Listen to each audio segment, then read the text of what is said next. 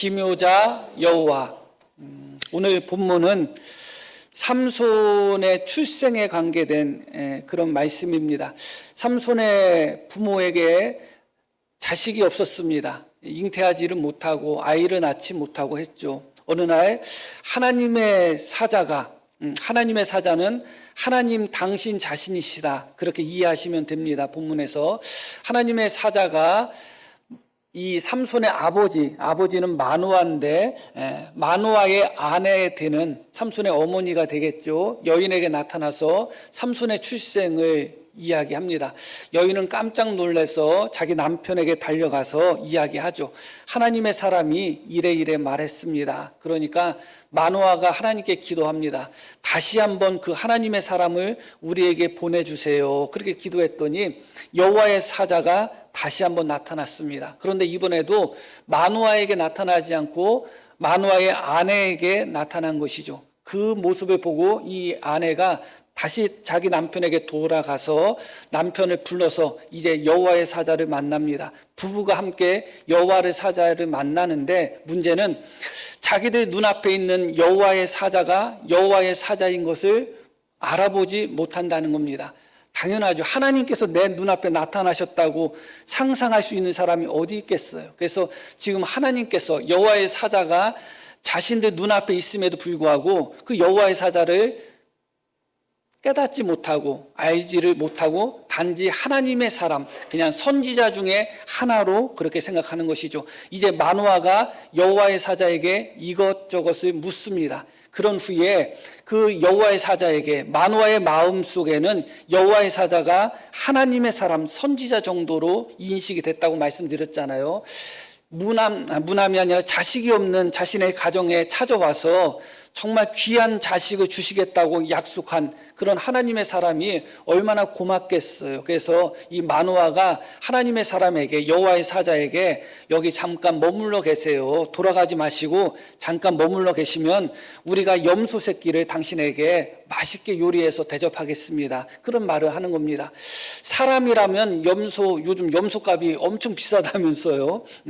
그런데 여호와의 사자는 사람이 아니시잖아요. 그래가지고 당신 자신이 여호와의 사자, 하나님이신데 마누아가 깨닫지 못하고 음식을 대접한다는 이야기를 듣고 여호와의 사자가 16절에 이렇게 이야기합니다. 여호와의 사자가 마누아에게 이르되 내가 비록 나를 머물게 하나 내가 내 음식을 먹지 아니하리라. 내 음식을 먹지 않겠다, 그렇게 이야기하죠. 그러면서 번제를 준비하려거든 마땅히 여호와께 드리지니라 하니 이는 그가 여호와의 사자인 줄을 마누아가 알지 못함이었더라, 이렇게 말씀이 나옵니다. 마누아는 하나님께 번제 드릴 생각도 전혀 없었고 자신의 눈앞에 있는 사람을 그냥 하나님의 사람, 선지자 정도로만 인식했잖아요.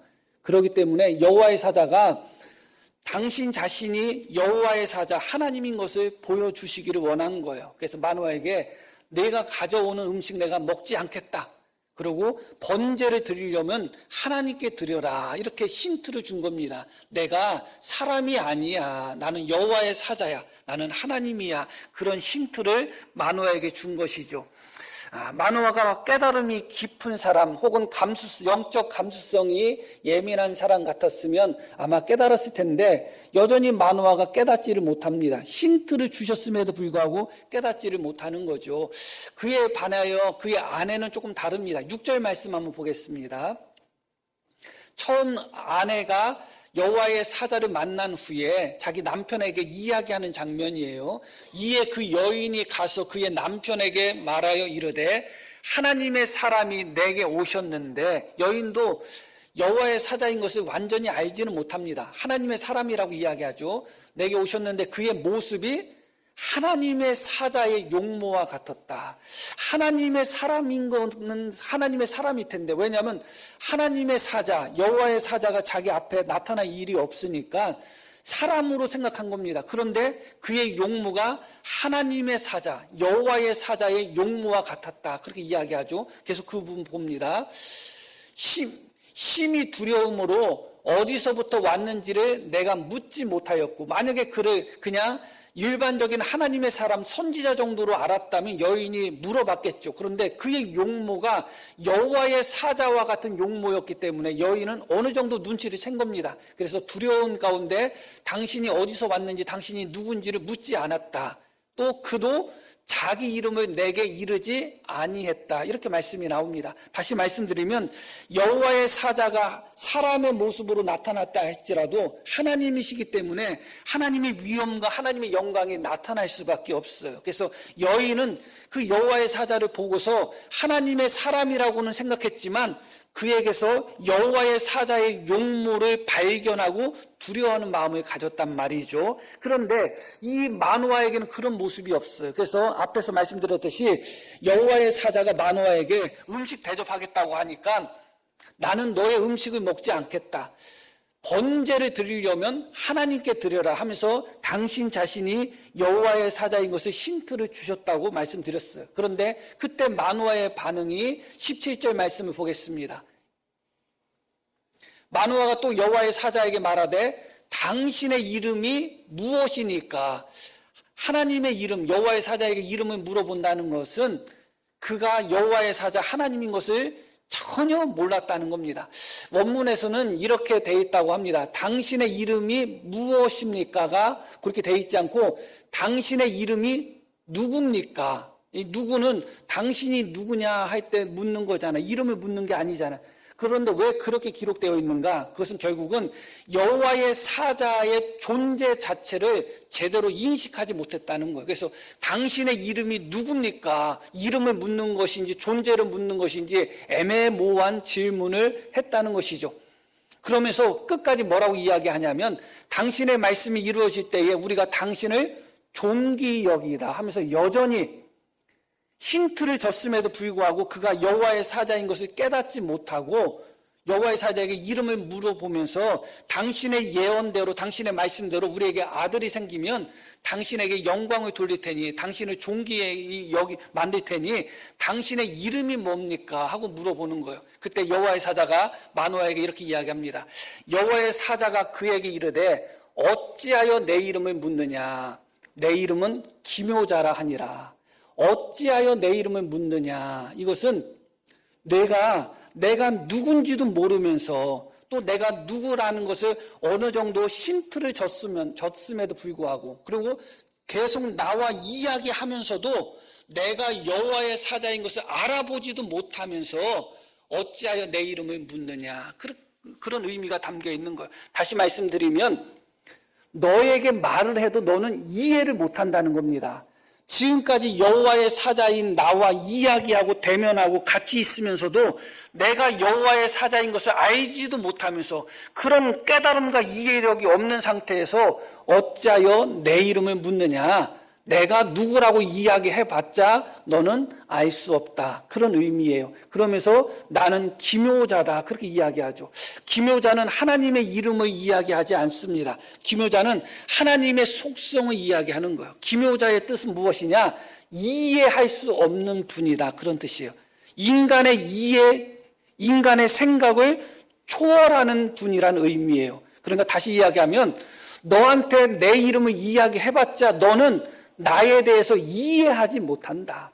지금 여호와의 사자인 나를 보면서도 알아보지 못하고 번제를 드리려고는 하나님께 드리라고 하면서 내가 여호와의 사자인 것을 너에게 보여주었음에도 불구하고 전혀 너는 이해를 하지 못한다. 그런데 내가 나의 이름을 묻느냐? 너에게 말해줘도 너는 나를 알지 못할 것이다. 그래서 여기서 기묘자는 하나님의 어떤 속성, 인간의 이해력을 초월하는 놀라우신 분, 또 인간의 이해력을 넘어서는 초월자이신 하나님의 모습을 보여주지만 사실은 누구에게 초점이 맞춰진 말씀이냐면 마노아에게 초점이 맞춰진 말씀이에요. 마노아, 너는 나에 대해서 이해 못할 거야. 내 말을 이해 못할 거야. 내가 행하는 것이 무슨 의미인지 너는 도저히 이해를 못해. 너에게 있어서 나는 기묘자가 될 거야. 너에게 있어서 나는 이해할 수 없는 대상. 너에게 있어서 나는 도저히 생각하거나 무엇을 판단할 수 없는 너의 생각을 초월할 수밖에 없는 그런 대상이야. 그런 의미가 여기에 담겨 있는 것이죠. 그때 이제 마노아가 하나님 앞에 번제를 드리는데 여전히 마노아는 자기 눈앞에 있는 그분이 여호와의 사자인 것을 몰랐어요. 내가 기모자다. 너는 나를 이해할 수 없다. 너는 나를 이해할 수 있는 내가 그런 존재가 아니다. 나는 너의 이해를 초월하는 놀라운 존재다. 그렇게까지 말씀했음에도 불구하고 마노아는 자신의 눈앞에 있는 그분이 여호와의 사자인 것을 몰랐습니다. 이제 하나님께 제사를 드립니다. 19절 20절에 하나님께 제사를 드리는 장면이 나오고 20절 말씀을 보겠습니다. 불꽃이 제단에서부터 하늘로 올라가는 동시에 여호와의 사자가 제단 불꽃에 휩싸여 올라간지라. 마노아와 그의 아내가 그것을 보고 그들의 얼굴을 땅에 대고 엎드리니라. 너무 놀라운 장면이 일어나는 거예요. 바위 위에서 번제를 드렸는데 번제에 불이 붙어가지고 번제물이 이렇게 타는데 그 불꽃이 하늘로 올라가는데 자기 눈앞에 있었던 하나님의 사람이라고 생각했던 여호와의 사자가 자기들 눈앞에서 불꽃을 타고 하늘로 올라가는 거예요. 그게 인간으로서는 가능한 일이 아니잖아요. 너무 놀라운 모습을 발견하게 됩니다. 그런 후에 21절 말씀 마노아의 반응이 나옵니다. 여호와의 사자가 마노아와 그의 아내에게 다시 나타나지 아니하니 마노아가 그제야 그가 여호와의 사자인 줄 알았다. 마노아가 그제야 그가 여호와의 사자인 줄 알았다. 언제 알았다고요? 자신과 이야기할 때, 자신과 함께 할 때, 그때 그가 여호와의 사자인 것을 아는 것이 아니라 다시 나타나지 아니하니 여호와의 사자가 떠나신 후에 자기 눈앞에서 떠나서 다시는 눈앞에 보이지 않는 그 순간에 그가 여호와의 사자였구나, 그가 하나님이었구나를 그때 알았다는 거예요. 하나님이 임재하실 때는 하나님을 알아보지 못하고 하나님이 떠나시니까 그분이 하나님이셨구나 그렇게 생각했다는 것이죠. 하나님이 우리에게 은혜를 주실 때는 그게 은혜인 줄을 알지도 못하다가 그 은혜를 하나님이 걷어가시면 그때서야 그게 하나님이 나에게 주셨던 은혜였구나 그렇게 깨닫는다는 것이죠. 인간의 어리석음은 거기에 있는 것 같아요. 함께 할 때는 함께 한다는 것을 모를 때가 참 많아요. 오히려 함께 하지 않을 때, 떠났을 때, 그때 오히려 존재를 인식할 때가 많아요. 실제 할 때, 함께 할 때 존재를 인식해야 되는데 대부분의 경우에 부재 중에서 그 존재를 인식하는 거예요. 아무리 소중한 사람이라 할지라도 곁에 있으면 그 존재를 인식하지 못합니다. 감사한지 몰라요. 날마다 집에 갔을 때 어머니가 집에 있다? 그러면 어머니가 집에 있다는 것 자체를 생각하지 않아요. 그런데 어머니가 없어졌다는 표현이 너무 강력한 표현인가요? 그러면 그때 가서 어머니의 존재가 느껴지는 거예요. 모든 것이 그렇습니다. 든 자리는 모르고 난 자리는 안다고 하죠. 여러 가지 의미가 담겨 있는 속담이에요. 든 자리는 몰라요. 그런데 떠난 후에 비로소 알게 되는 거예요. 실제로 그렇습니다. 하나님은 우리에게 많은 은혜를 베푸셨고 많은 사랑을 베푸셨습니다. 그러나 실제로 그 안에 있을 때는 깨닫지 못하는 거예요. 잃어버린 후에, 놓친 후에, 빼앗긴 후에, 버린 후에, 떠난 후에 그때 가서 비로소 깨닫는 어리석음을 범할 때가 참 많습니다.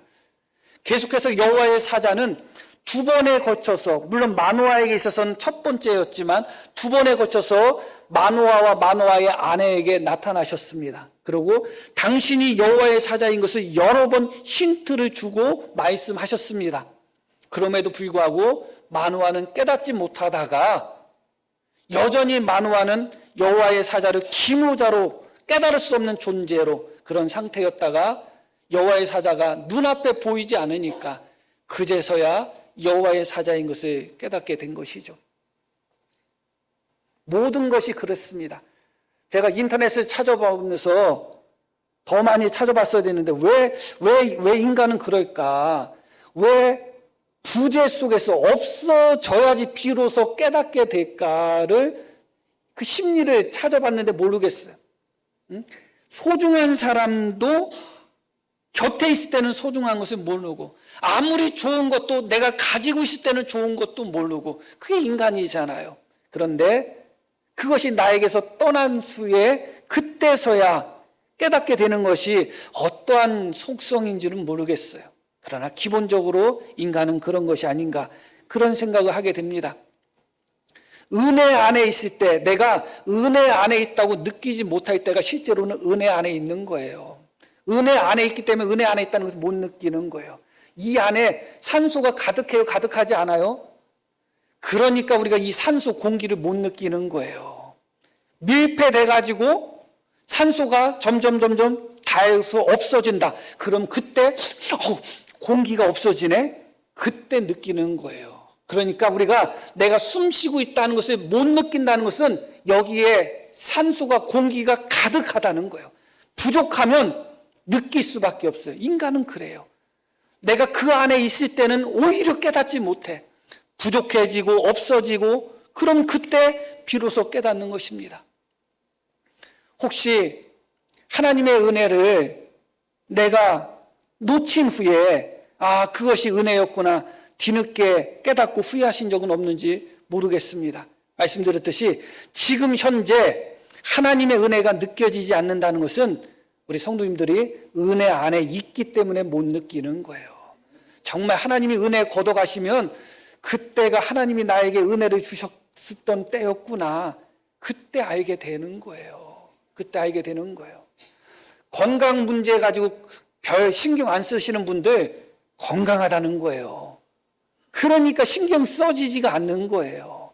그게 우리의 모습이다, 그것입니다.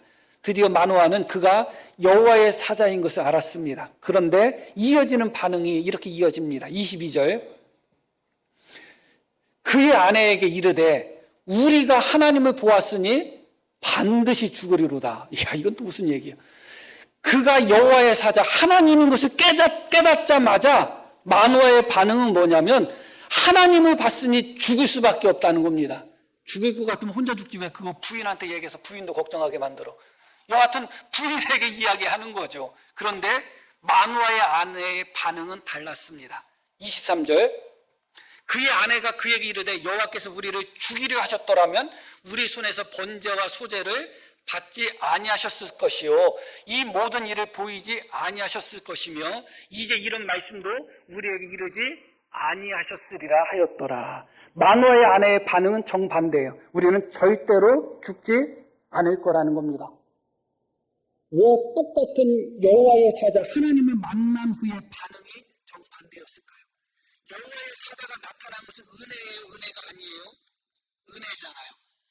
너무나 아이러니한 것이 뭐냐면 지금 여호와의 사자를 만나는 가장 큰 은혜를 받은 후에 보이는 반응이, 한 사람은 여호와의 사자 하나님을 만났으니 우리 죽을 수밖에 없다, 마치 여호와의 사자의 임재하심이 저주와 재앙이 되는 것처럼 받아들이는 거예요. 하나님을 만났으니 죽을 수밖에 없다는 겁니다. 가장 큰 은혜를 받은 거 아니겠어요? 여호와의 사자가 너는 앞에 나타나셔서 여호와의 사자가 나한테 말씀하시고 여호와의 사자가 내가 부르는 경고를 받으시고 여호와의 사자가 나에게 아들이 있을 거라고 그렇게 말씀하셨다면 모두 전화 말씀이 큰 은혜를 경험한 거잖아요. 그런데 그것에 대한 반응이 마노아는 하나님을 만났으니 죽을 수밖에 없다, 그렇게 반응을 보이는 거예요. 그런데 아내의 반응은 정반대죠. 우리는 죽지 않을 거라는 겁니다. 왜 그럴까요? 마노아에게 있어서 여호와의 사자는 지도자였기 때문에 그래요. 그게 무슨 뜻이라고요? 이해할 수 없는 분이기 때문에 그래요. 마노아는 지금 여호와의 사자인 하나님을 이해하지 못해요. 하나님의 계획을 이해하지 못해요. 하나님의 계시를 이해하지 못하는 거예요. 하나님의 섭리를 이해하지 못해요. 하나님의 마음을 이해하지 못해요. 하나님의 사랑을 이해하지 못하는 거예요. 하나님에 대해서 깨닫지를 못하니까 하나님이 말씀하시는 것도 깨닫지 못하고 하나님이 행하시는 것도 깨닫지 못하고 하나님이 은혜 주시는 것도 깨닫지 못하니까 여전히 마노아에게 있어서 여호와의 사자 하나님은 지도자인 거예요. 이해할 수 없는 분인 거예요. 그러니까 그 하나님의 사랑과 은혜를 받으면서도 깨닫지를 못하는 거예요. 그러니까 우리는 하나님 봤으니까 죽을 거다, 그렇게 이야기하고 있습니다. 그러나 이 여인, 마누아의 아내, 이름도 기록되어 있지 않은 이 여인은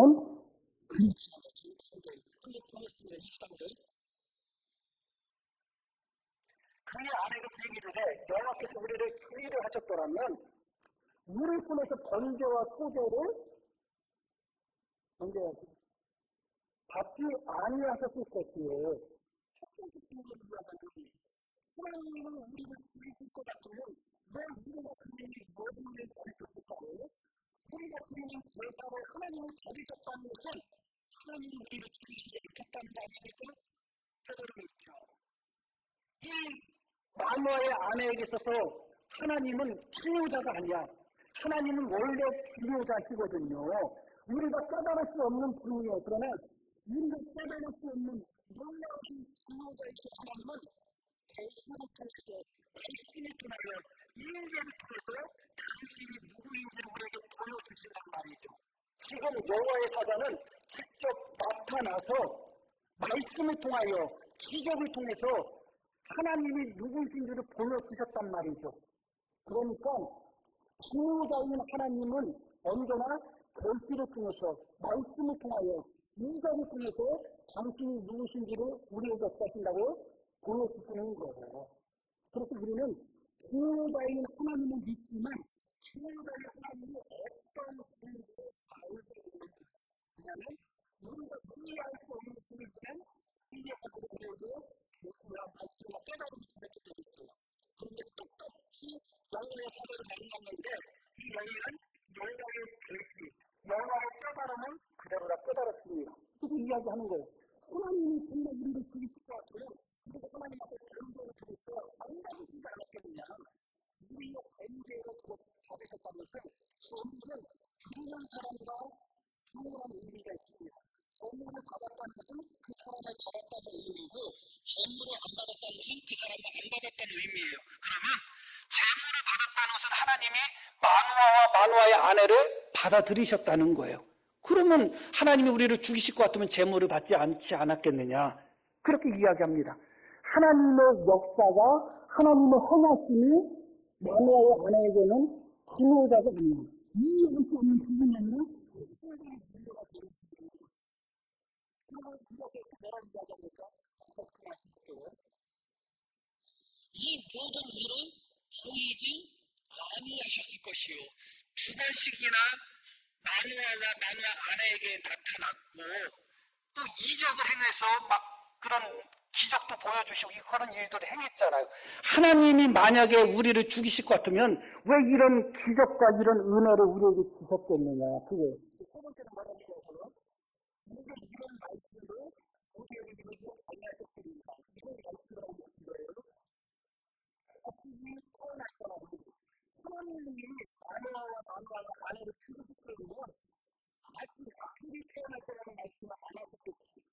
한 가지 기대합니다. 그래 놀라우시지만 오늘 이 세 가지를 모두가 깨달았습니다. 그러나 마누아는 이 세 가지 중 하나도 깨닫지 못했어요. 오늘 마누아에 있어서는 하나님이 필요자예요. 이해할 수 없는 게 하나님의 예를 하셨고 하나님의 그런 말씀을 하셨고 하나님의 말씀을 우리가 하셨고 깨닫지 못하고 이해하지 못하는 거예요. 무서운 것이 무엇이냐? 하나님이 은혜를 주셔도 은혜인 것을 깨닫지 못하는 것이 가장 두려운 거예요. 은혜 속에 살면서 하나님의 은혜 주셨다는 것을 못 깨달아요. 오히려 하나님의 은혜를 불쾌하여 마누아처럼 우리가 여호와의 사자를 만났으니 하나님을 만났으니 우리를 죽일 거야, 우리를 죽일 거야 하면서 도리어 하나님의 은혜를 받았음에도 불구하고 기뻐하거나 즐거워하는 것이 아니라 감사하는 것이 아니라 두려워하는 모습을 보이고 있는 거예요. 깨닫지 못했기 때문에 그래요. 하나님 우리에게 은혜를 안 주실까요? 그렇지 않아요.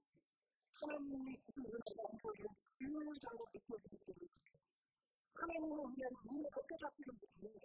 하나님이 우리를 사랑하지 않으실까요? 하나님의 사랑이 우리에게 중요하다고 느껴지기 때문에 하나님의 사랑이 우리에게 한다. 그러니까 하나님의 사랑을 우리가 사랑하는 것을 모르는 거예요. 하나님이 함께하고 함께한다는 것을 모르는 거예요. 하나님의 역사를 보면서도 그 하나님의 역사가 무엇을 의미하는지를 모르는 거예요. 여전히 우리에게 있어서 하나님이 기묘자일 때 그런 것입니다. 혹시 하나님에 대해서 얼마만큼 깨닫고 계시는지 모르겠습니다. 하나님은 우리를 사랑하는 것이고 그 사랑을 얼마만큼 깨닫고 계시는지 모르겠어요. 하나님이 우리를 사랑하시는 하나님의 마음을 얼마만큼 깨닫는지 모르겠어요. 하나님의 마음을 깨닫는 만큼, 하나님의 사랑을 깨달은 만큼 독생자에까지도 우리를 위하여 십자가에 못 박혀 돌아가실 정도로 사랑하신 하나님을 깨닫는 만큼, 하나님이 우리에게 베푸신 사랑과 은혜를 깨닫는 만큼 우리는 하나님 앞에 감사할 수가 있다는 것입니다. 저는 부모로서 조금 후회되는 부분 중에 하나가 무엇이냐, 아이들에게 내려되지를 않았다는 거예요. 부야만 냈지. 참 훌륭한 부모가 아니죠. 부야내고 승기내지 말고 사랑은 내려댔어야 되는데 사랑은 내면 되지는 않고 부야만 부리고 승기만 부렸습니다. 사실은 그게 후회스럽고 많이 후회스럽습니다. 사실은 그런데 아이가 자기 부모가 자기에게 매를 가져다 대면 매를 가져다 대는 부모를 보고 어머니가 아버지가 나를 사랑하셔서 나에게 매를 대는구나 그렇게 생각하는 아이가 없어요. 이해를 못하기 때문에 어머니 아버지의 가장 큰 사랑이 때로는 사랑처럼 안 느껴지는 거예요. 하나님이 안 사랑하시는 줄 알아요? 하나님이 안 지켜주시는 줄 알아요? 하나님의 방법으로 지켜주시는데 깨닫지를 못하는 거예요. 하나님의 사랑이 나에게는 필요자로 느껴지는 거예요. 이해하지를 못하니까 하나님은 우리에게 사랑을 베풀어도 내가 이해하지 못하니까 사랑이 사랑처럼 안 느껴지는 거예요. 하나님 날 버리셨나요? 하나님 나와 함께하지 않으시나요? 하나님 나의 은혜를 안 주시는가? 그렇지 않아요. 그렇게 생각하는 분은 여전히 하나님을 길무자로 하나님에 대해서 깨닫지 못하고 있는 단계예요. 그러니까 그런 것이죠. 그런데 다시 23절 말씀을 보겠습니다. 여인의 반응을 다시 한번 볼게요. 23절. 그의 아내가 그에게 이르되 여호와께서 우리를 죽이려 하셨더라면 이렇게 말씀을 나오죠. 무엇이라고 이야기하냐면 여호와께서 우리를 죽이려 하셨더라면 이렇게 이야기합니다. 여인은 하나님의 이름을 분명하게 알고 있죠. 자기에게 나타났던 여호와의 사자가 여호와라는 것을 알고 있어요. 성경에서 하나님의 이름으로 가장 대표적인 것이 뭐예요? 우리가 많이 쓰는 것?